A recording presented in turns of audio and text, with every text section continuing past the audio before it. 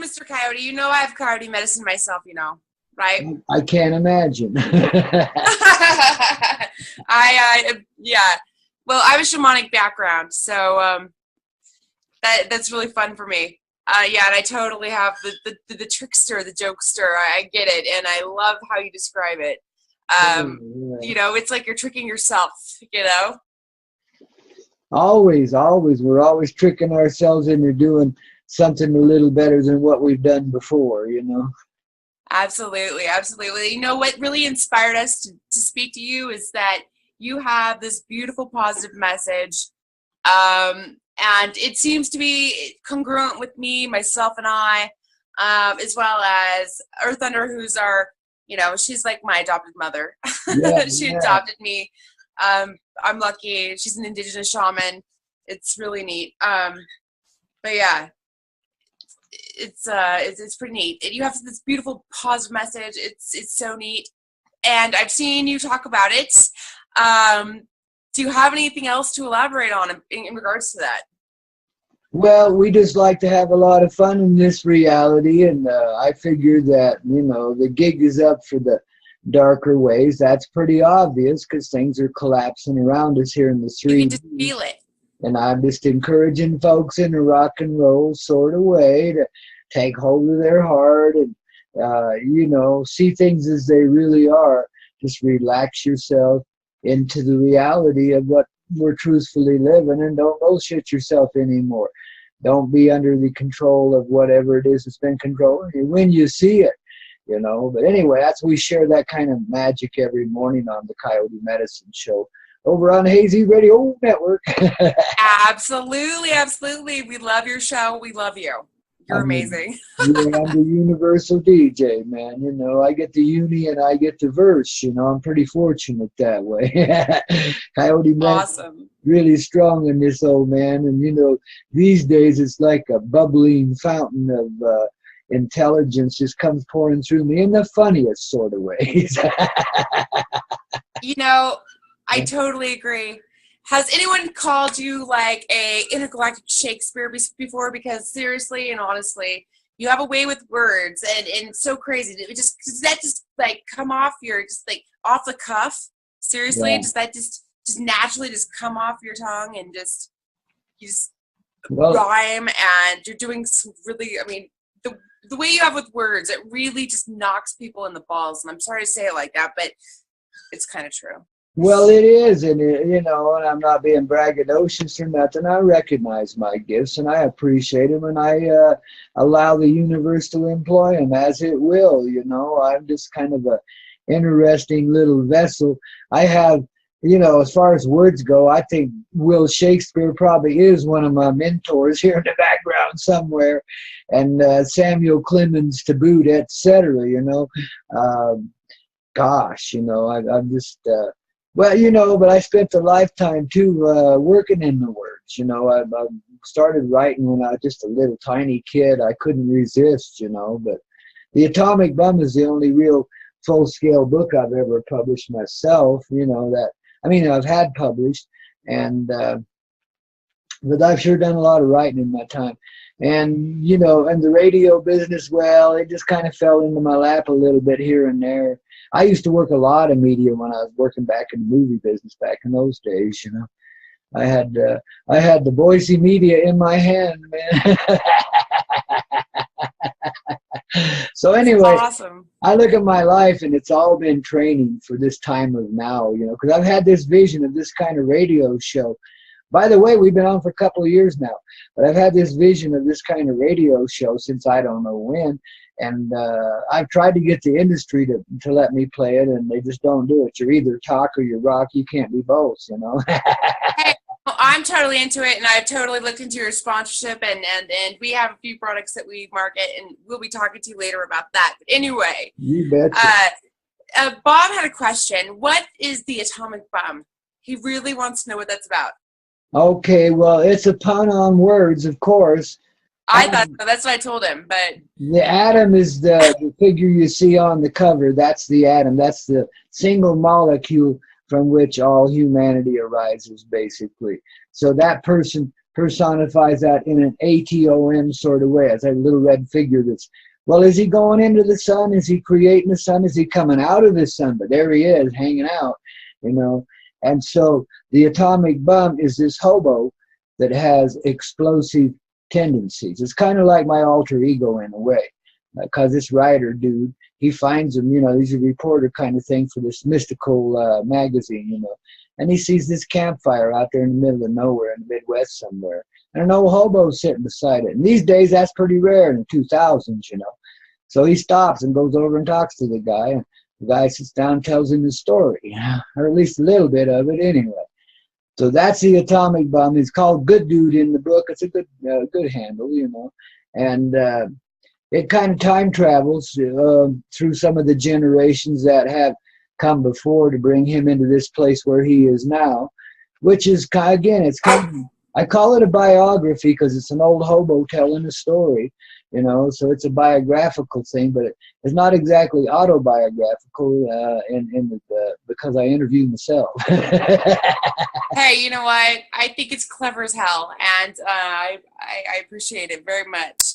And it's just, I was like, why is it that? And so I felt bequeathed to ask. Yeah, well, see, this person, this little hobo sitting at that campfire has ties right back to the beginnings of humanity. It's got that original energy in him, that atom, ATOM, not the ADAM, but the ATOM, the singular presence of life that begins it. You know, basically, that's what he inhabits, you know, as a person and a personality in this world, but also in a larger context, he's really just humanity talking to itself.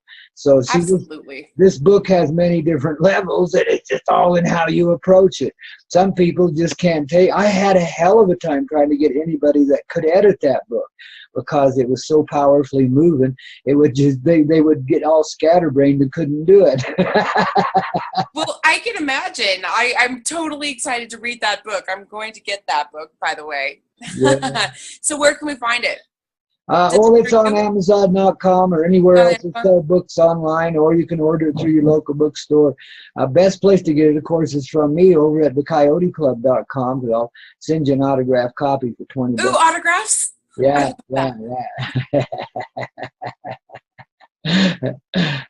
I'll have an autograph tattooed on your shoulder or something, okay? I'm in. As you can see, I kind of dig tattoos. I love it. I got one on my little ass, and it's my heart with one of my ex's names in it. She's gonna be on my ass forever, man. Oh no! That's terrible. Or it's awesome. I don't know. You tell me. But it seems like you have a shamanic background. Can you tell me what your experience is? I mean, because I'm a shaman, Bob's a shaman, Earthletter's a shaman. Everybody pretty much on our website is a shaman. It's even though we have different interests, it does seem like you do have a shamanic background. What got you into that? If that is the case. Well, I was raised back into myself by spirits and mystical beings and so forth. You know, at a certain stage, of course, you know, I was born alive, you know, unlike the people around me. And I just, you know, couldn't take the reality, but I always held the dream. And when the hippie thing came along, man, I just fell right into it. That's my place. That's my people, you know. Okay, you just kicked my ass right there, Peter Koyote. I was one of those kids that was like, I see dead people. Yeah, so I totally hear you. You're just like born awake and born like with living spirit within you. Is that what you're saying? Yeah, well, I was born with a dream, too, that I knew when I was a little shit in diapers, I knew that I could change things here, you know, that I had this dream of a far more peaceful planet than what I was seeing around me, man, you know. In fact, I was quite disgusted that the dream wasn't real enough for these people. What's wrong? Right? Why don't you get this, you know? But, yeah, you know, so I look at my life now as a series of trainings that have brought me to where I am now. I didn't always realize I was as mystical as what I was because I was always trying to fit in or trying to find a way to fit in. You know, I would not take the establishment bullshit. Yeah, there's no fitting in, seriously. Yeah. There is no, in my opinion, there is no round peg, round hole. There is no square peg trying to fit into the round hole. There is no hole. There is no peg. You just are what you are. Yeah, exactly. That's what ultimately you find. When you lead an adventuresome life like I have, and you let life lead you around, sometimes it seems like it's kicking you around, and it is, but it's all part of what you would call a shamanic path. I just consider myself a vehicle of the universe, you know, and Bless your heart. I allow that because I feel the universe in me working. So, you know, for me, it's a reality. And it became so far more strongly in my life through what you'd call a near-death experience back in my young 40s. You know, I finally got wore out. I'd been really contaminated with some really dark and ugly energies when I was a kid through ritual abuse and some other stuff that happened. That just became these internal traumas I could hardly deal with, you know. Well, in my young 40s, they finally, I mean, I'd found some peace with some of it already, but at that time, it finally wore me down to the point where some little disease came along and decided it was time to take me out. And I really was worn out enough inside to let go, or at least thought I was. So it was like a moment of surrender. Yeah, I used to, I mean, I totally hear you. I was suicidal for years and years and years. And, Yeah, you know, I had my yearly word? freaking trip to the freaking loony bin for trying to kill myself. And then, you know, the spirit came in, freaking kicked my ass, and I never, ever, ever will try that again. I totally get it. Yeah. Well, yeah. I don't know if that's TMI, but I totally, it's just like, you know. Oh, man, I tell you what, I was so depressed with what life was such a long time. I never, well, I can't say never. I did make a couple of minor attempts in my younger days at something like that, you know, but they were really extreme circumstances that pre-mitigated that kind of behavior. I never really wanted to check out, but when I hit 18, I just looked, I was up on a ridge up above Park City, Utah, standing there with my little .22 rifle in my hand, saying, what in the hell? I wasn't supposed to make it this far. I couldn't believe it, you know. And I had this real compulsion come over me. You know, you get swept in by some spirits every now and then. And there was one there. I've always had this because, you know, I had a difficult path, a lot of dark energy, a lot of self-condemnation that went with that, you know. So I could draw this dark experience to me, and I did. But it always brought me back to life. Every encounter I had with death always brought me back to life. By the time I was 18, I'd been dead and out of the body at least twice that I know about, I can remember. I don't know if I'd had other accidents where that had happened too. I don't know, but probably so. But I can remember twice. Once I drowned when I was like 7. And then another time I hit my head on the pavement going 40 miles an hour out of a truck, out of the back end of a Boy Scout truck. We were going on a camp out, you know, and wound up in the hospital up in Salt Lake City and all that stuff. But because of those encounters, I had like quite a bit different vision than most people did, and I could see beyond of the realm, you know. And I really tried to turn that shit off. But well, one part, I've always been this idealistic thing, so I'm always pursuing the idealistic side of life. When the hippie thing came along, boy, we just burst it open, you know, and just said life is an exploration, and we get to explore now, you know. We ain't accepting the parameters of our parents because they're full of shit, and we know it. So that's when it started blossoming out. But that's when it came to a head there in my young 40s, when I'd nearly dead and pretty much wore out. But when I came to my death moment, then the energies of my, well, let's call it spirit family, came, and we communicated for a while. And, you know, it was pointed out to me that, you know, I really held a hinge point here, and that lots of lives hung unbalanced. And I laughed at them when they said that. I said, "Gee, guy," because I thought I was such a loser at that time, you know.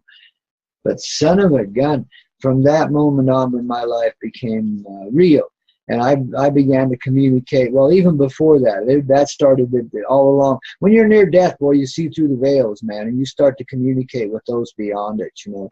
And you start to find out it really ain't beyond, but that's the real world, and we're living in a fiction, you know. But that's what ultimately the outcome is. But that's when I really got turned around and brought back to life, you know, and began to be in the flow. And then when I began to get my healing, which I did, of course, then I was able to share. I mean, it just quite automatically came through me, and I'd be sitting down with people talking and consciously share a little energy with them, but I wouldn't say anything about it, you know.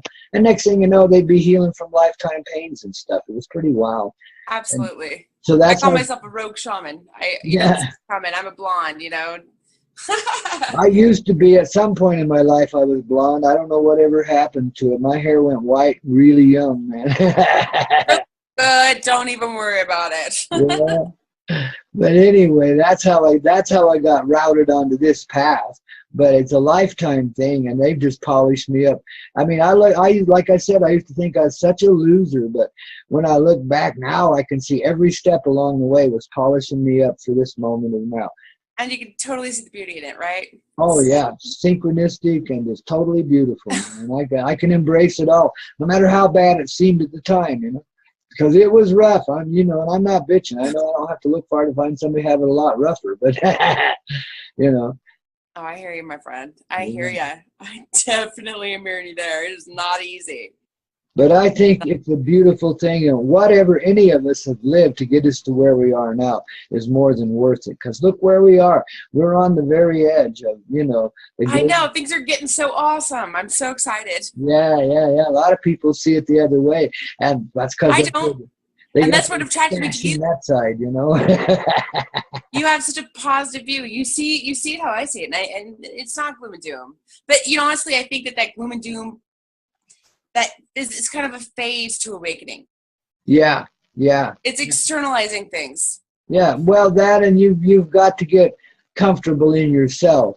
So you've got to start assimilating all the elements of yourself, especially the out-of-hand ones, the dark ones. You know? Oh, heck yes! So you go to dark places to get familiar with them, babies, you know. So it's bringing yourself back together, really.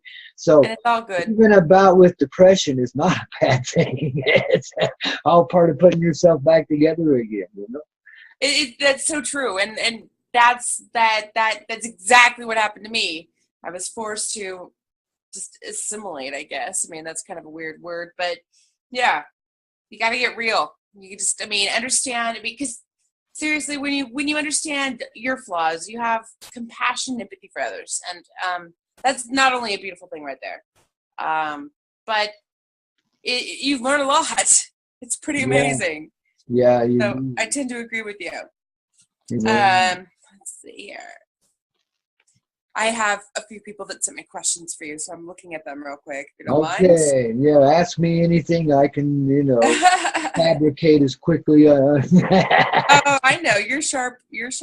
Is that, I do have some requests as to what to ask you, so I'm going to look really quick. All right. So just shamanically, you just kind of just naturally just fell in there. And so I the coyote medicine. I was born with it, and then I spent a lifetime training myself back into it, or the spirits and the angels did, yeah. Yes. I was born with it. I was born with it. A fire in my heart.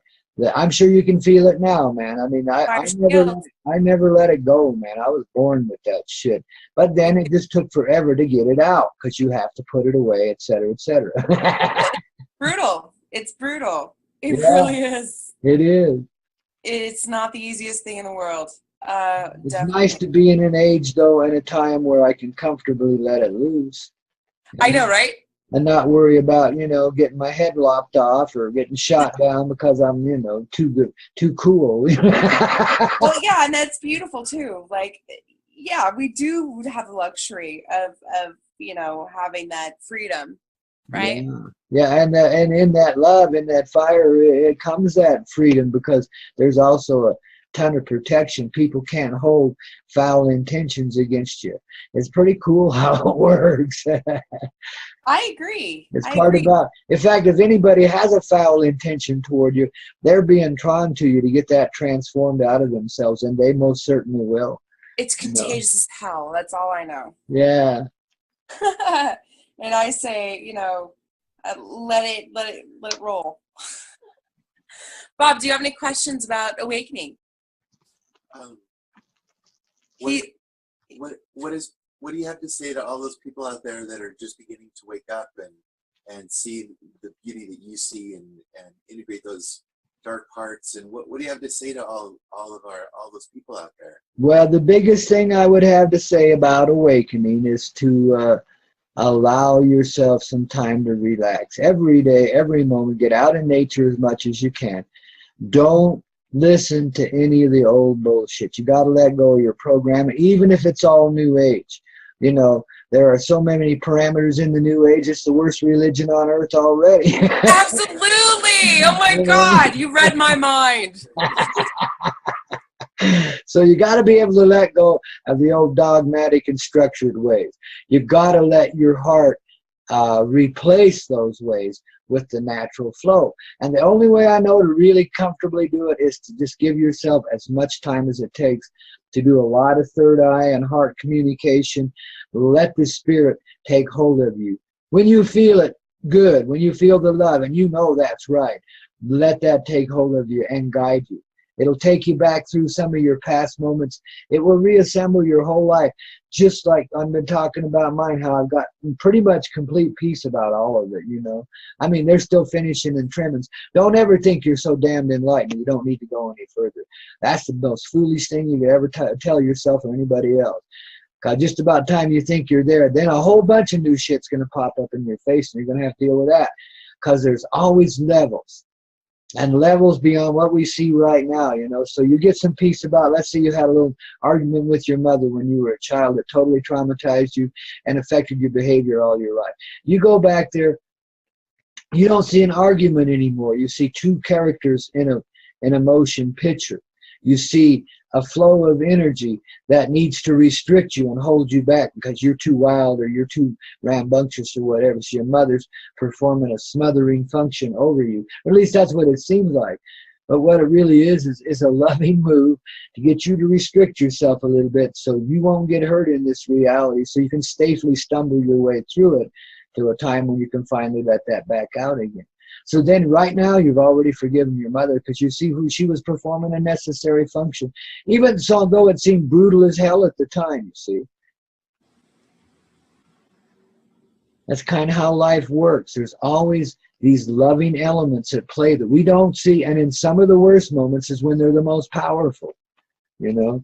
So you allow yourself to relax and just go into a meditative state. I highly advocate the practice of Mary Jane if you can do it legally where you are.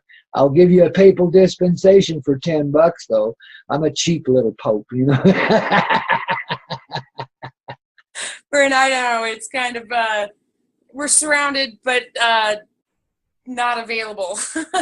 Well, this is where Idaho holds a sweet place in my heart, because that's where Mary Jane found me in my younger days. Was there, actually in Twin Falls, but Boise was a big part of it too. You know, that that's where I began my career with Mary Jane. Was back there in Idaho, man. When I was living there as a young person, man, I loved that place. I had a great time there. Bless your heart. You're welcome back anytime. Seriously. Oh yeah. Anytime you want to come back to Idaho, you just let me know. Well, it never has left me, you know. It's a part of me now.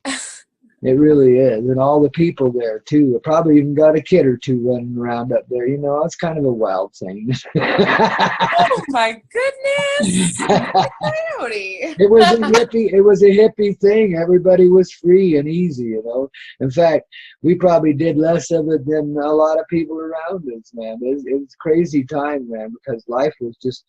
And, you know, in Idaho, they felt so restricted. It was such a relief for the kids to start to get out from under that. Wow, it did get kind of wild and out of hand for a while, but just in a really righteous sort of way, though. It was fun, man. You know, I have fond memories of, well, I almost offed myself up there one time in a truck accident up there north of Weiser, the mountains up there.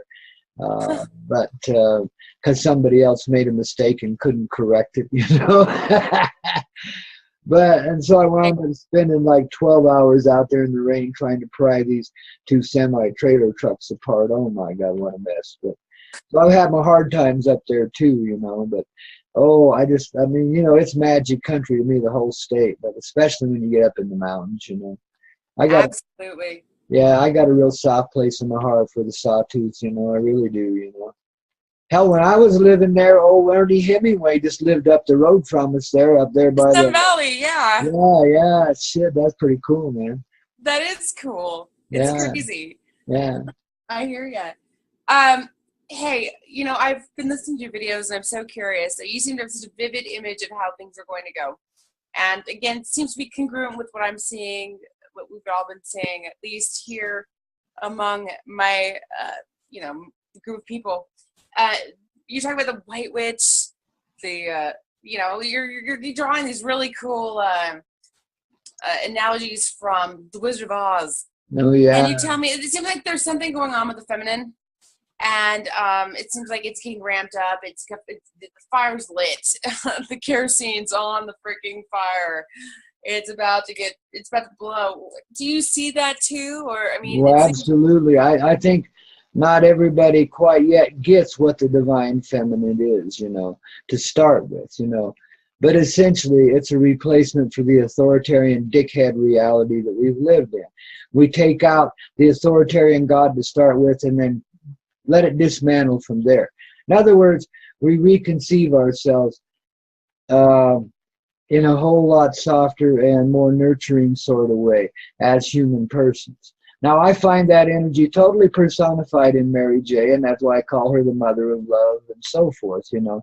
But it really is, it's the Mother Earth that we're learning to feel and think with, because we already do anyway, but we've been dumbed down to it. We've been taught that she's our enemy, not our friend, and that nature is out to get you. But the reality and the truth is the exact opposite. As you relax, you know, and you get yourself out there in nature and you start to commune with nature's spirits, you'll actually feel a divine connection with this Mother Earth, and you'll begin to understand that you are the Mother Earth in your person. And see, every person on earth is coming to this form of awakening, whether they're the most dead someday on earth or the most lively. It don't really matter what you are. Everybody's being affected by this in their own way, and that is the return of the divine feminine, the return of your awareness of your place in creation. You know, that's what it is.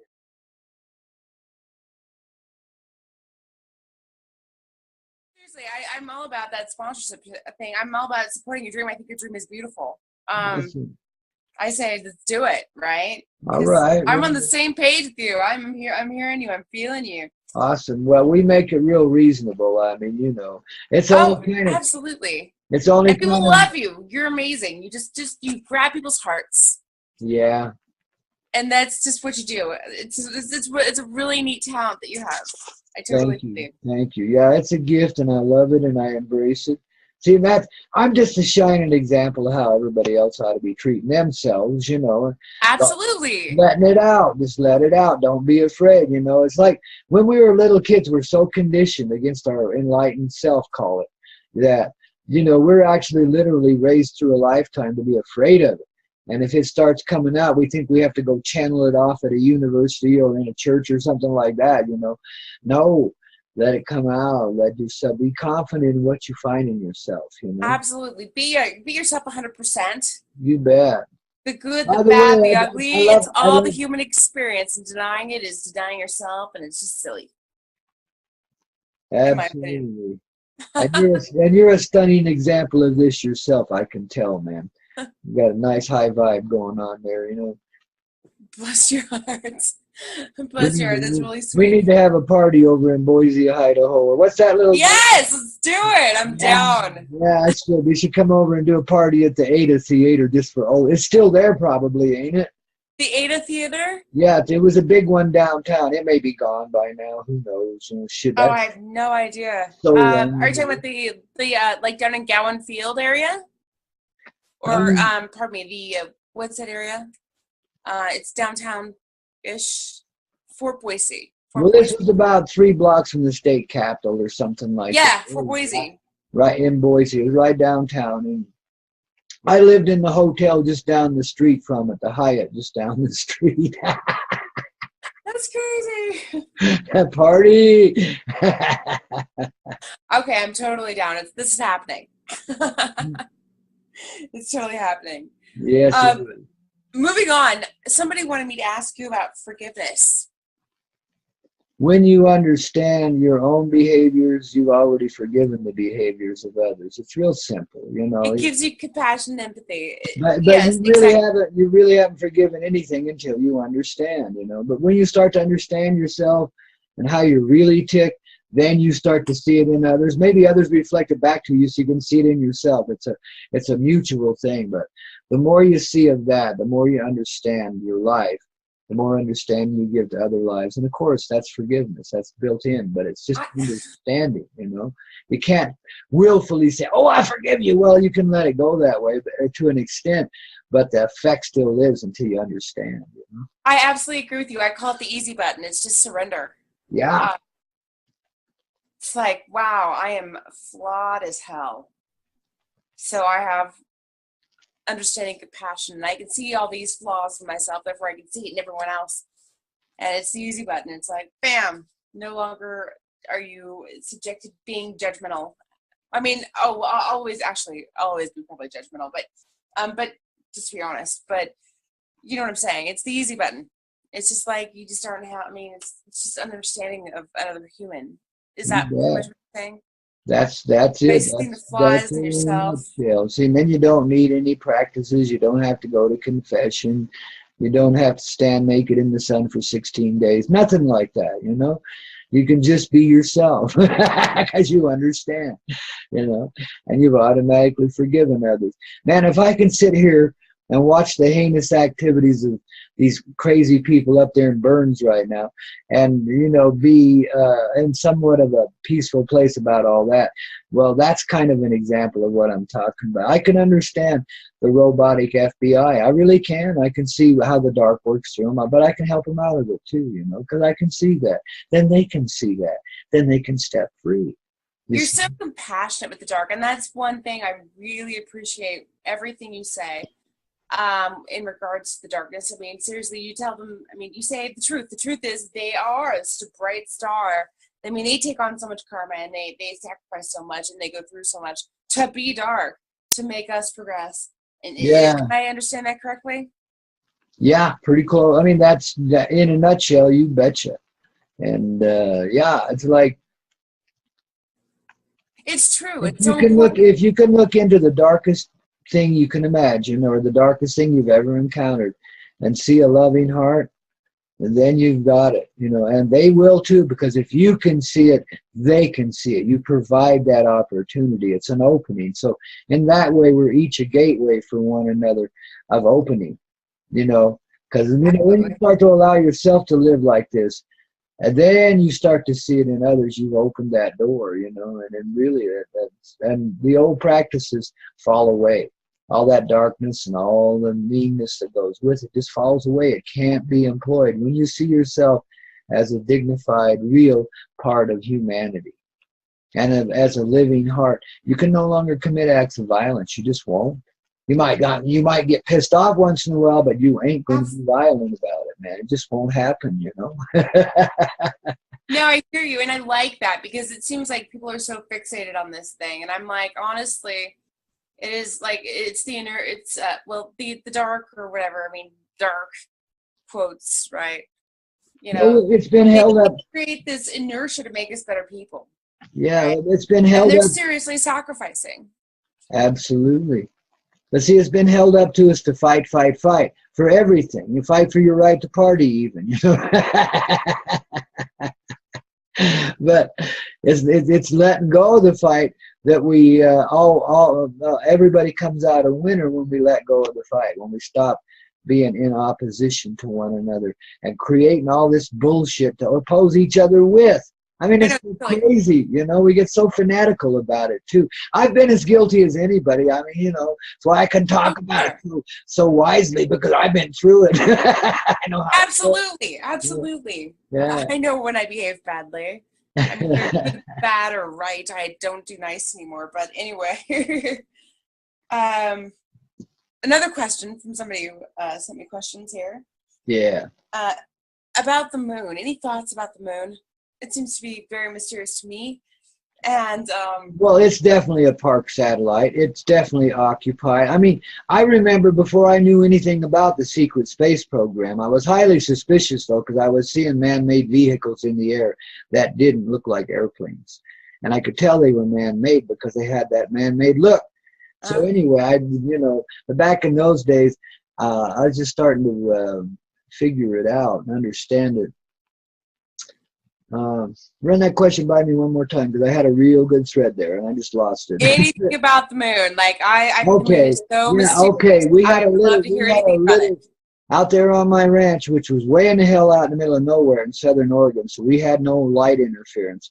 We had a little 100-power telescope. We'd look at the moon every now and then. You could see buildings and structures on it. You know, if you looked out towards the edge of the moon as it was passing over into that part, you could see the buildings, and they were big ones, you know. And then I saw vehicles kicking up dust trails going across some of the plains up there, stuff like that. And that was way back, like, you know, in the early 90s or something. So I knew, you know, oh, and then there was the time I was coming out of California. I was a truck driver for a good share of my life. I did that off and on for about 50 years. 30 years out of the last 50, I drove trucks. But anyway, I'm coming out of California one time, coming up Donner's Pass there, as the sun's going down, you know, and son of a gun, the eastern horizon, even though the sun was pretty much settled behind us, just wasn't getting dark. It was getting brighter and brighter and brighter, like the sun was coming up as it was going down. And son of a gun, next thing you know, you start seeing the rim of the moon, only it's like 2/3 of the horizon, you know, taken up by just the beginning of the rim of the moon, the top part of it, you know. And holy shit, you start to realize that thing's right on top of us. It's going to collide with the earth. I'm telling you, there on I-80, people were pulling over and praying. It was like the darndest thing I'd ever seen. Me, I didn't know what to do but just keep on trucking and watch it happen. And you could see this moon in intricate, as it rose up, 2/3 of the horizon, as big as you can see across the sky. As it rose up, you could see the intricate details of it. You'd never, like you were living right next door to it. You didn't need a telescope. It was huge. There was some kind of, and it stayed that way as I went over Donner Summit and down through Truckee and that. It just kept getting larger and larger, you know, in the sky. And I was like, oh my God, I'm going to die out here. It's going to collide. It's the end of everything, you know. But then it started to shrink in size as it rose up a little more in the sky. And then it started going back to its normal size. It took a while. I think I was clear over by Lovelock or Winnemucca by the time it went back to being its normal size. I've never in my life witnessed anything like that before. They say it's some kind of anomaly. I knew there were other people seeing it because, like I said, people were pulling over and starting to panic, you know. But it just told me that there was something really different about this reality. See, I wasn't high on anything. I'm driving truck. All I drink is coffee, you know what I mean? So, but wow, it was so incredible. But now, of course, you know, well, I've kind of traveled there. I've seen some of the facilities there. And so I know that mainly it was planted there as a station to watch over us, you know, so the angelic realm can keep track of us through their helpful little helpers there, you know. That was its essential purpose in the first place. But then, of course, it got taken over by a few other energies, and some of which are human. We do have a space base there on the backside of the moon, the earthbound forces do. I won't say it's the U.S. because it's a multinational thing, but it's there. And, you know, and from there they've expanded on out into space. They do have a secret space program. They got Starship Enterprise and then some, you know. But, you know, just like the moon, which is about to reveal its truth, because, I mean, you'll see pieces of it coming out, even NASA. Yeah, she's about to show her ass. And there's some goddesses up there. I know that they're just riling and ready to freaking rock. Well, every planet in this universe is occupied by life. And that's why they exist. They are life, and they produce life, whether we see them that way or not. You see, life isn't just this form. It's many other forms. And it's multidimensional. So the 3D is kind of squeezed us down to a real limited and narrow view, you know. The moon really isn't. It's more like a projection of the Earth. A mutual projection of the Earth to preserve the sun in the night, too. That's its essential energy function. It's also there to encourage romance. It has that vibe. That's why it's always associated with it, because it's pumping out the vibe to keep humans breeding each other, to keep them together, you know?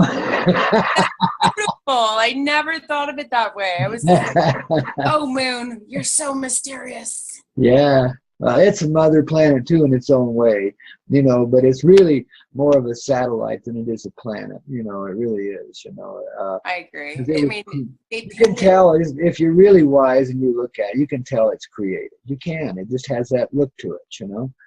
Just like our reality does. You know, when you look around you in this reality, you see characterizations that are all too perfect. You know, I mean, Obama and Abe Lincoln, they're almost like twins, man. I mean, you know, it's like they just fit their parts all too well, you know, with facial features and their family stories and all that. And it's, you know, it has an edge of superficiality to it, doesn't it?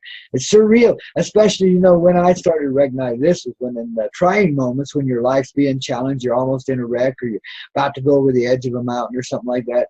You know, and the time slows down and the perspectives change and you actually have all kinds of time to think your way through this thing and get out of it. You know, it's amazing how that works. But that's when you start to live in the reality. See, then this all feels surreal because it is. It's extreme. It is. I call it opposite day every day. Yeah, moments like the moon coming up 2/3 its own normal. So 2/3 of the horizon. Things like that. They tell me this reality is very, very flexible. I mean, and there's a very unreal edge to it. You know, anomalies like that can't be explained. You know, except by the allowance. This must be a holographic world of some sort or another, eh? Because it always, when you get down to the real moments in life, you're always stepping beyond it. You're stepping into a more creative place where this doesn't seem as much of a part of us as that does. You know, that's where the creation is. You know, I mean, I remember one time, for example, I was like 16. I was going a little fast down this gravel driveway and I was, you know, deep in thought. I looked up and here came a train and I was headed right for it, a freight train. I was headed right for it. And there was no way, you know, by rights I should have been able to stop before I got to that crossing, but somehow I did. But in the process, about 2 foot from the train, in the process, everything slowed down. The train turned into this little tiny toy thing, you know. Everything got into slow motion and I was able to just, you know, and wow, you know, and then moments like that began to instruct me on the real ways of creation, you see, because we really do. The way we get out of such things is by controlling the flow of the energy that we don't even know we're doing it, but that's the realm we step into. I call it creation, you see. And that's probably why I've had a lot of life challenging moments, because I needed to be educated in creation again. So I needed to live in that world too. It's where we go when we die too. But see, we're bringing that world and this one together now, you know. So instead of checking out of the carcass and going back to that, we're bringing that conscious presence fully present in the human form, because that's the real part of this, is the rooting in the organic and the feeling that goes with it. And that's the source of the creation. That's when you start to realize it. I mean, usually see it in aftermath because you're so busy when something's going on trying to save your bacon, you know. But in aftermath, when you go revisit that moment, you see, wow, I was stepping out of the realm and getting into that realm and getting into that realm. My goodness, we're multidimensional. I hear you. I have had a really weird life. I've been primed for whatever work I'm doing. You can't really define it, but whatever it is I'm doing, I hear you. It's been trippy. Yeah, well, you're in a good place to be sharing too. That's always been a high vibe place, that area up there. There's some real magic up there. I'll have to hook you up with some musician friends of mine. They're based down there in Mountain Home, but they play all over the place up there. I'll have to hook you up with them. They're cool. Yeah, I'm a musician, so I play 7 instruments, and I got a degree in music and sociology because I was really thinking towards the future. Cool, you betcha. Well, that's where it's at, baby. You can come help us make this Coyote Medicine show turn into a live show one of these days, you know. I'm in. I'm totally in. Because that's what I'd love to have, a live performance show, a road show. I've always dreamed of, you know, Neil Diamond, Brother Love, Traveling Medicine show. Well, I don't want no revival tent. I want a raising the roof tent. I want rock and roll, like, you know, we'll give Mother Earth story in rock and roll form, man. We'll show them how it's done. I'm so down. You have no idea. Our special effects will come from beyond the realm here. We'll step into those places we're talking about and pull the effects in, man. It's totally true. It just seems like 2015 was a time to dabble in kind of all kinds of creative aspects. And then 2016 is the time to really kick some ass and get out there and start doing whatever it is you Oh, do. absolutely. And music is one of those things that's on my Well, list. it's the heart and soul of creation. Music is, no matter how it's presented or what form it takes. It's at the very least an indication, but it's got that source essence. That's why animals sing, birds sing, etc. Music is the heart and soul of our creation. We are resonant vibrations in a harmony of life, man. We really are. So you're like an A flat and I'm a B minor. Well, have you ever wondered why what are like inside our bodies we have organs? That sounds like an instrument to me.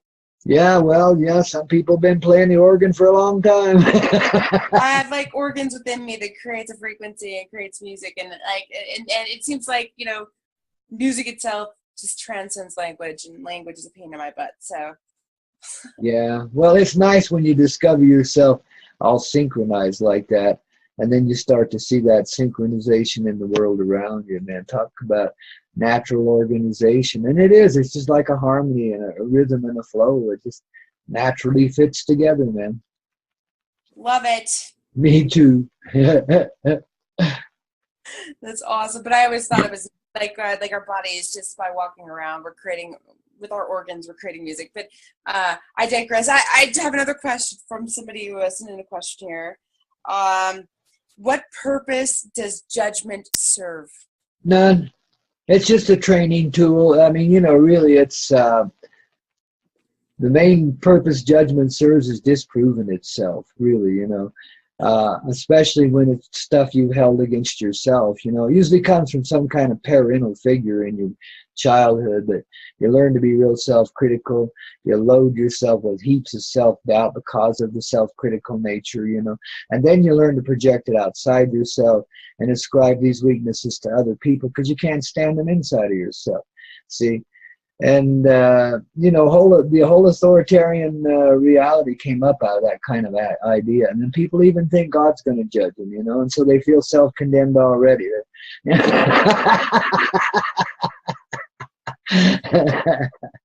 But, you know, if anything, it proves its unworthiness in you, and sooner or later you just have to let it go. But the way you do it is, again, by understanding. When you start to get, that's the whole key to this thing. If you understand yourself, you can understand anyone else, and you can understand anything else, and you move way beyond judgment. You have to. Otherwise, we're going to keep this positive, negative thing going forever, and it'll never end. You know, and shit, I'm tired of it. How about you? Oh, good God. I don't know. I picture it all as a giant sandbox where we're all just kicking sand at each other. You know, like Yeah, back in kindergarten, you know, you like somebody, you kick sand at them, and it's like, yeah, it's a big freaking, I don't know.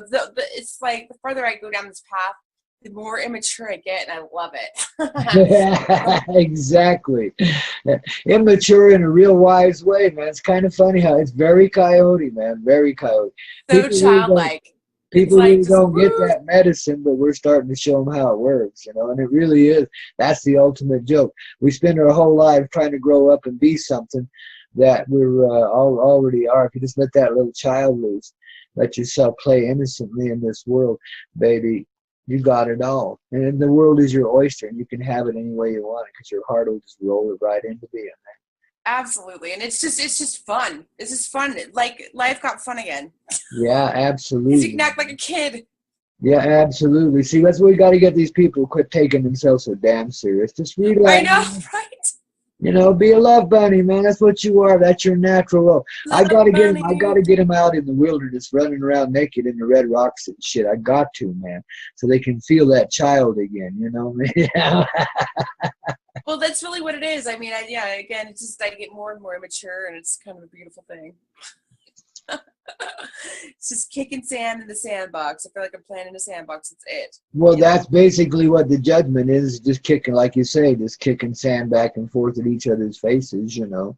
Oh, you're such a disgraceful being. Oh, your behavior's so awful. Even though the person that's condemning you for your disgraceful behavior may have been the very one that created that behavior in you in the first place. I know. You never know. And talk about hypocrisy, man. You see, and that's what pisses bright beans off, turns them into little ragers, you know, it makes them controllable because they don't like the hypocrisy. They can't stand it. They're truthful beings, you know. You're And really, so smart. We're totally on the same brainwave here. oh, That's absolutely, crazy. yeah. The wave, baby, the wave. You know, the conscious wave of the It's a precious. good wave. So I'm happy to share it with you. Yeah, absolutely, man. Too known Another is love. question from another person that sent me a question. Okay. How do we thank you for your work? And I'm learning how to be grateful. This is I'm learning to be more reverent. So this is important for me to ask Share it. because I'm more of a kind of Share your enlightenment. Share yourself in the most enlightened ways. I mean, you know, just pass it. They say pay it forward. I don't see it as pay, and I don't see it as payback or anything.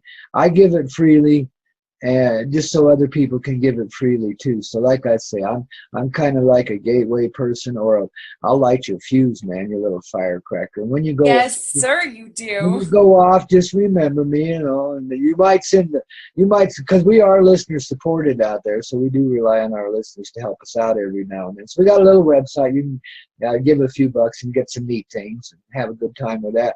But that's just an aside. The reality is just share it.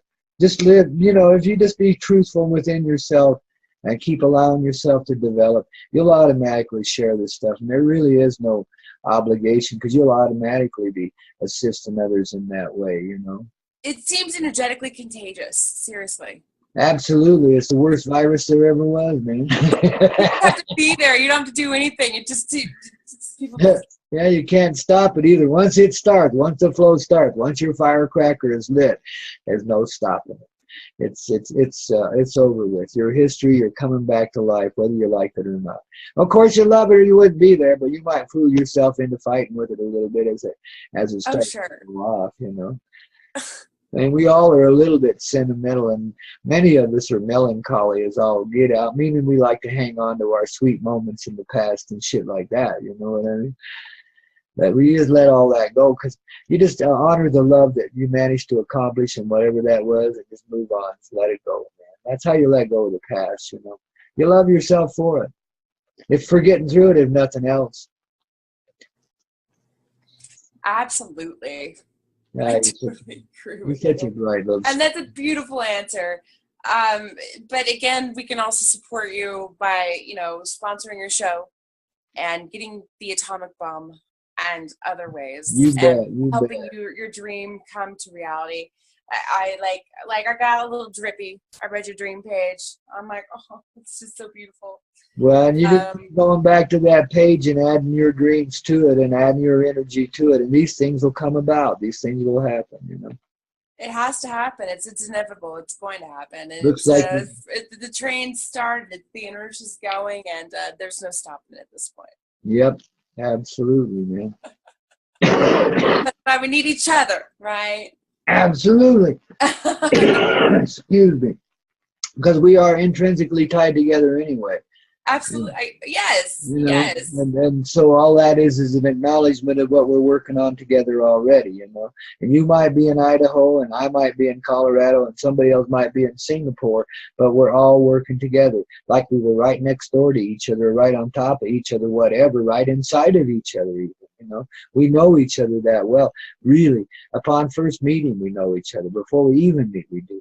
But it's allowing yourself to see that and be that. Because we've been trained, that's naughty. That kind of tricky medicine where you trick yourself. Yep, absolutely. There it is again. Love it. All over the place, man. I love it. Well, Grandpa Peter Koyote, do you have, any last words? Do you have something to say to us, say to our audience? I have a feeling we'll probably talk again, hopefully. Don't stand in the way of it, man. This is the biggest issue that humanity has right now because we've all thought we had to fight our valiant fight. We fought that fight, and we got hung up on it. We got obsessed with it. Don't let this stand in your way. Let go of the fight. Every urge you have to fight, let go of it right now. And you'll find paradise living with you right now, too.